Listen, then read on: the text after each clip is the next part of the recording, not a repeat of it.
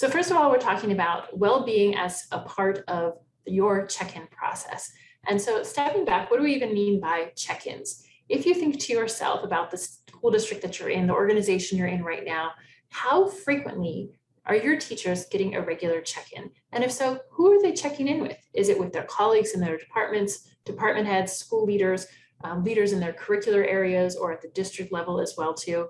And what's the purpose of these check-ins? In other words, what's being checked? Why are we checking in? What's the goal of all of these check-ins? It's great to say, oh yeah, we're in close contact. We have regular check-ins, but what's the point of these check-ins? Are they just, sort of a touch base kind of thing? Or is there some sort of goal involved? Of course, right now it's back to school. So there's a lot of curricular workshops that have been wrapping up, a lot of new trainings based on protocols or changes that are happening in districts and schools across the country right now.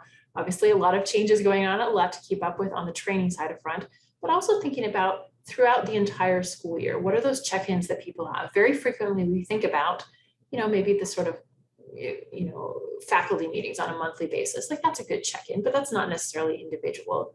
When we start to think about the individual level, we're also often thinking about evaluation. So the performance evaluation. Is this a year when I have someone in my own classroom checking me out, seeing what's going on with my students or not? How does that work virtually? A lot of questions as well. But thinking about how frequently those check-ins happen, you might think of them as touch points in the employee experience, but touch points, those mapped points, some of those are the threads of big group meetings, some of them are curricular, some of them are personal and individual as well. In schools, of course, we prioritize student success. We want to make sure that every student has their path toward graduation, toward college and career readiness, all of those pieces that we're looking for.